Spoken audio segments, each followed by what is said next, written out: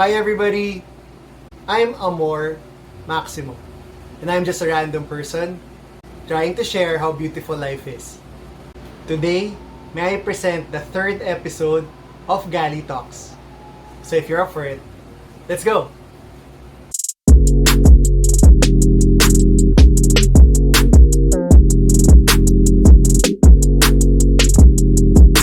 Okay, so alam ko excited na kayo sa next speaker kasi sobrang excited na rin ako for her. Excited na rin ako marinig siya. So let me introduce this beautiful young lady. O, di ba, young lady? She is a flight attendant for an international airline that is based in the Philippines.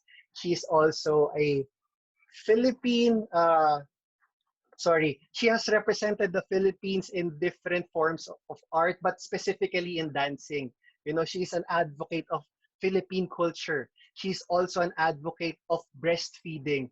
She is a mother of two, and may I introduce flight attendant and my friend, Cara Ilagan.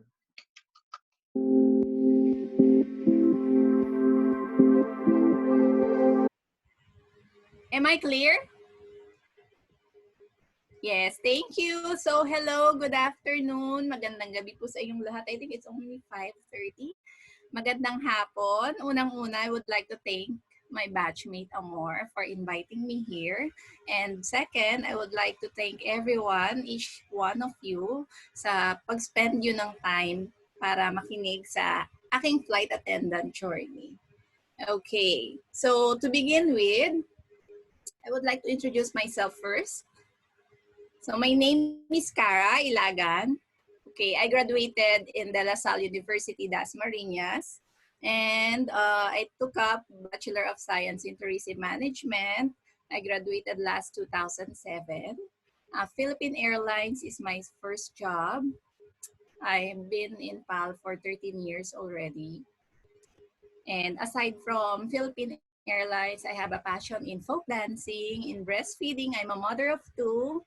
I have two kids, two boys. And right now, I'm enjoying taking care of them. By the way, I would like to say hi to my friend Isel. She's from Australia. She's from Brisbane.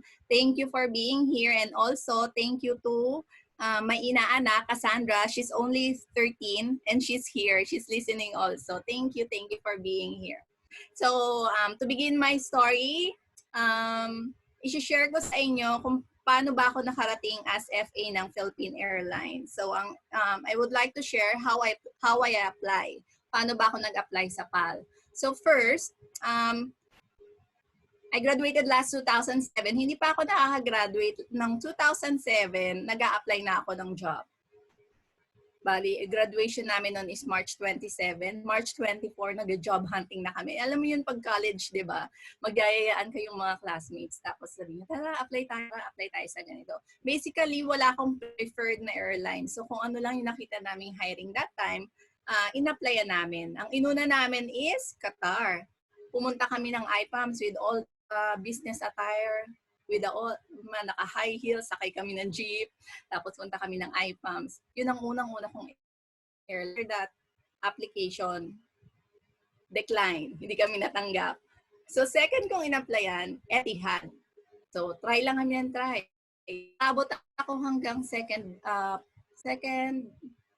part ng interview. Hindi rin ako natanggap. Bagsak na naman ako. So, next kong in-applyan, after that, dahil hindi lang airline yung gusto ko that time, tinry ko rin yung mga hotels. So, tinry ko yung Heritage Hotel, the one in Pasay. Nag-apply din ako doon. Nakapasa ako. Pero hindi ko muna siya pinush. Kasi sabi ko, baka meron akong chances FA. So, tinry ko rin yung Sea Air, tinry ko yung Cebu Pac, tinry ko yung Air Philippines. Twice ako nag-apply sa Cebu Pac. Lahat yon bagsak ako. Imagine, lahat ako bagsak. So, yun yung mga series of application ko from March 24 our graduation, March 27. And then, last kong in-applyan is Philippine Airlines. Sabi ko, ay, may PAL pa pala. So, yun yung unang-una kong pinasahan ng requirement. Then, after that, tinawagan ako, tinext ako. Ako sa ganitong number because we will schedule you for an impact interview. So lahat ng mga airlines na in-applyan ko, hindi ako nakapasa. Though sa Sea Air and Heritage Hotel, nakapasa ako, hindi ko muna sila kinonsider. As sa Sea Air pala, natanggap ako as ground attendant. Hindi ako natanggap as FA. So okay lang naman sa akin. So sa PAL, yun na. That was April 21, tandang-tanda ko pa. I'm wearing a red turtleneck and then coat and tie, black, kasi required ng PAL. Ako sa room. Tapos with all the applicants also, 25 kaming nag-apply. And then, inaantay namin yung HR and then yung mag-i-interview. Out of 25, dalawa lang kami nakapasa and pareho pa kaming taga Cavite, which is my batchmate na rin. Naging batchmate ko siya sa PAL, si May. So, dalawa kami nakapasa out of 20. Kung malalaman kung nakapasa ako, tatawagin ka isa-isa. Lahat ng applicants, tatawagin isa-isa.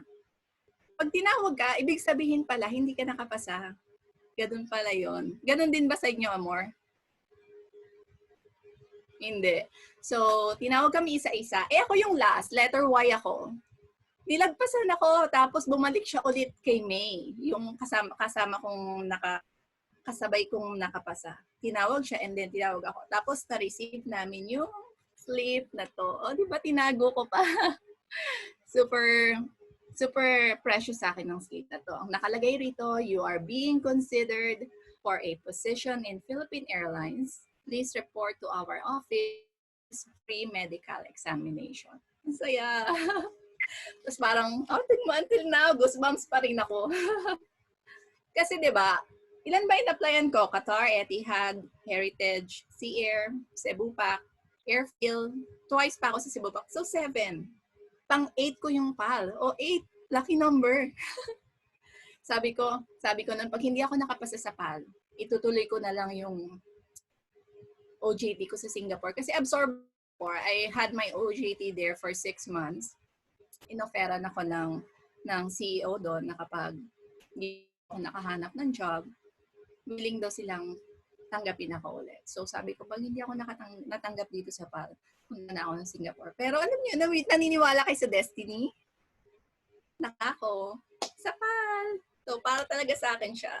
So yun ang story ng series of applications ko from March.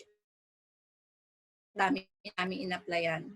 And yun yung best birthday gift ko rin sa mother ko. Kasi nung araw ng application ko, April 21, mom's birthday. So pag uwi ko, dala-dala akong, Mama, nakapasa ako sa PAL. So ang saya. Hanggang ngayon, fresh pa rin.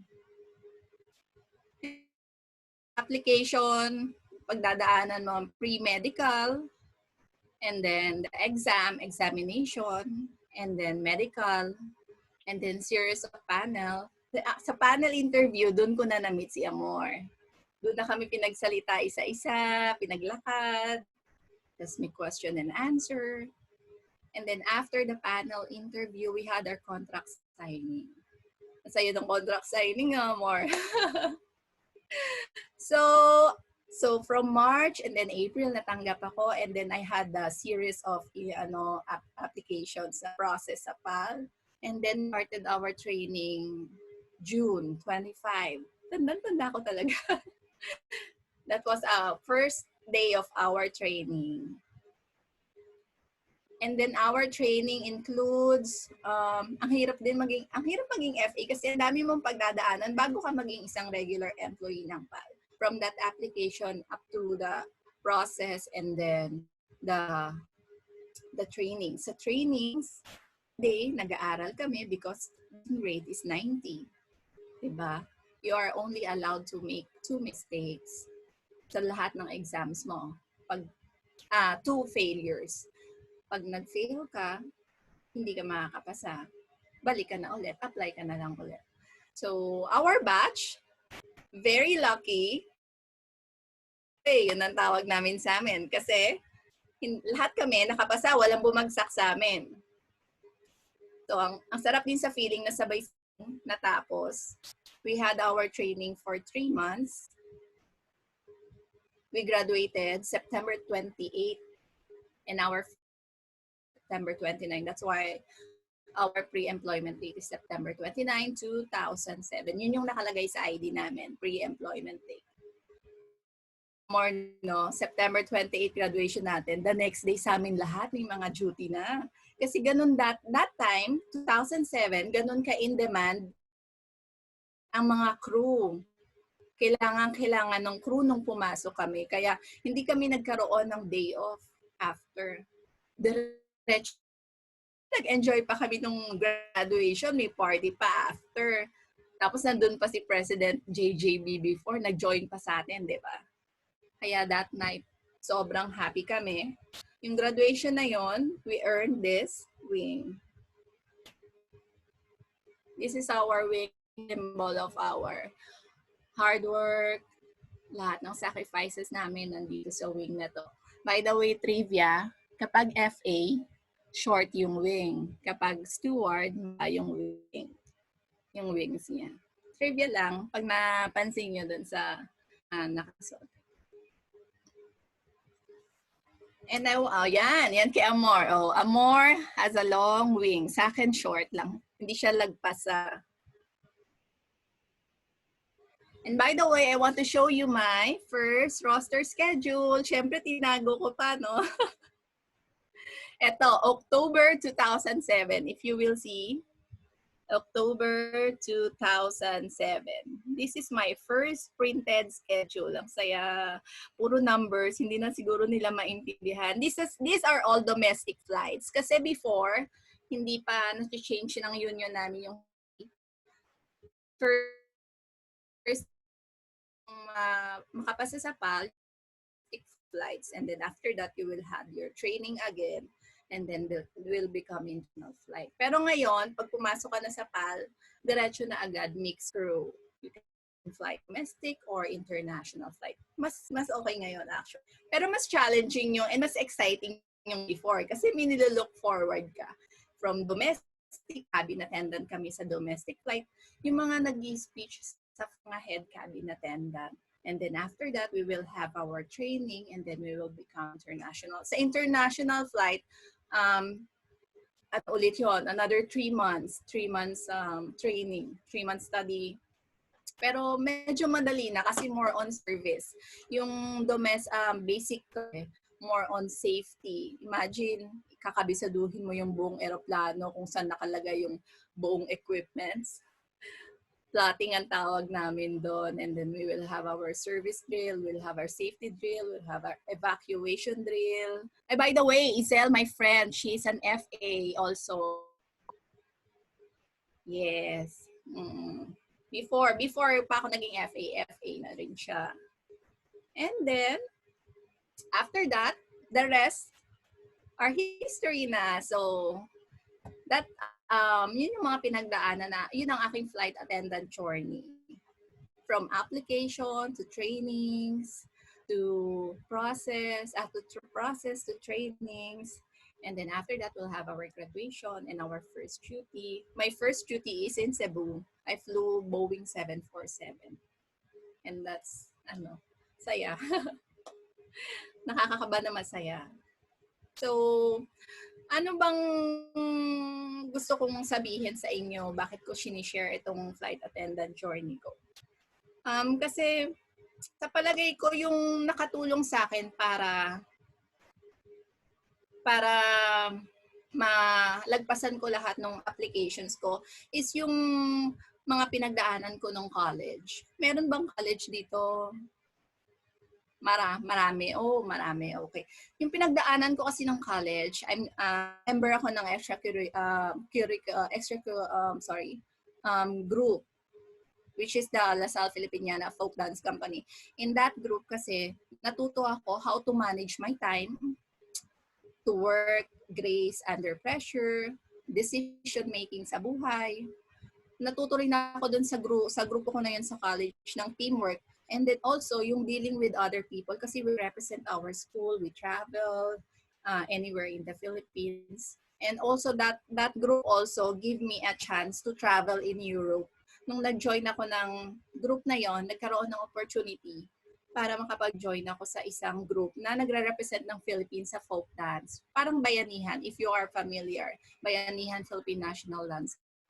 So, dahil sa group ko na yon, naging madali sa akin yung application. Yung paano ko siya i-handle. And also, sa dami ng failures ko, sa dami ng binagsak kong airline, nung nasa PAL na ako, alam ko na yung sasabihin ko. Kasi dalawa lang naman ang questions of yourself and why did you apply as flight attendant? You describe yourself in 2 minutes. Madaling question pero mahirap. Parang ganun siya. Tapos nakaharap ka sa maraming applicants na kagaya mo din. Parang classroom type. You will stand in front and then you will tell them about yourself. So sobrang ang dami ko nang pinagdaanan na describe yourself. Alam ko na yung mga sasabihin ko. Nakabisado ko na. Which is, na yon, yung mga mistakes na yon, naging way siya sa akin para pagdating ko sa PAL, madali na for me. Alam ko na yung dapat kong gawin, alam ko na yung mga sasabihin ko, alam ko na yung hindi ko tiningnan yung failure as para mawalan ako ng gana sa pag-a-apply. Naging way ko siya para mas ma-encourage pa ako kung anong mga dapat ko pang i-improve. And yung mga experiences ko nga sa college life ko, that helped me also. Those things na mga sa akin sa application ko. Kaya kayong mga students, join lang kayo sa mga extracurricular activities. Promise. Pag-enjoy na kayo, pagdating nyo sa work, parang wala na lang sa inyo. So, for me, sabi nga nila, ang success daw, di ba tinanong ka ni Izel kanina kung what is success? So, for me, yung success daw, hindi mo siya nakukuha ng overnight. Dapat doon, pinaghihirapan. It doesn't come easy. And also, it takes a lot of hard work, sacrifice, courage, and confidence. By the way, yung training ko pala everyday, gumigising ako ng 6 a.m. in the morning kasi kailangan kong sumabay dun sa batchmate ko na si May. Dahil dinadaanan niya lang ako sa may SM Bacoor. Everyday nag-aantay ako dun sa may kanto. Tapos aantayin ko lang siya kung kailan siya dadaan. Kasi dati hindi pa usong Facebook, Messenger, so text-text lang. Yun yung isa sa mga sacrifice. And also, I'm winner of the family. Thankful ako kay May kasi sinasabay niya ako every morning. By that, nakatipid din ako sa pamasahe kasi sagot namin eh. And sa part ko, hindi ako pinanganak na mayaman agad. So, I'm a breadwinner of the family. I have to adjust with my family need, my needs. So, yun nga. A lot of sacrifices, courage, and confidence na magagawa mo lahat. Basta gusto mo at kaya mo. It takes everything you've got. But in the end, it's worth it. Ayun, yun lang gusto kong i-share sa inyong lahat. And sana, na-inspire ko kayo sa aking flight attendant journey. So, gusto ko lang sana mag-share ng video after all the sacrifices. Amor will play it for me para lang ma-inspire din kayo sa mga makikita nyo sa video na to. Huwag kayong susuko. Kaya nyo yan.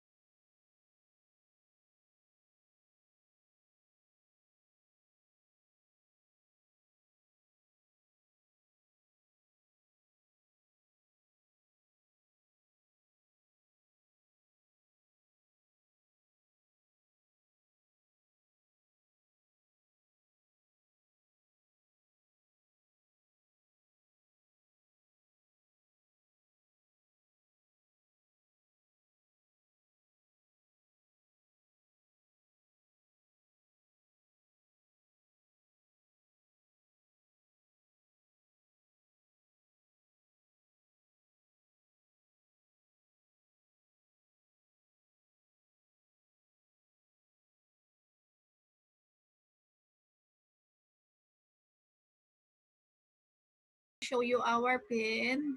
This is 5 years and this is 10 years pin. So we've been in Pal, Amor and me for 13 years already. Anniversary lang namin ng September 29. So before I will close my inspirational talk, sana na-inspire kayo. Gusto ko lang i-share about kay Oprah Winfrey. Do the one thing you think you cannot do, fail at it, try again. Do better the second time, just like what I did in PAL. It's my 8th time. The only people who never tumble are those who never mount too high wire. This is your moment, own it. So, nung time na nag-apply na ako sa PAL, I owned it. So, that was my chance. So, I grab it talaga. And maraming salamat po sa nakinig. It's a very short story and I hope na na-inspire. Aisel. Thank you, Kara. Thank you. Salamat. Yeah. Thank you. All right. Wow. Ako din, nakikinig ako sa kwento mo. Ang daming goosebumps. Ang dami ko Goosebumps pa rin naalala. ako, more. Oo. Konting tapik na lang, maiiyak na ako. Salamat, grabe, salamat. And on that note, may I end this by saying that you are important. You are beautiful. You are intelligent. You are successful. You are blessed. You are loved. And you are exceptional. And if there's anything else that you need, my name is Amor.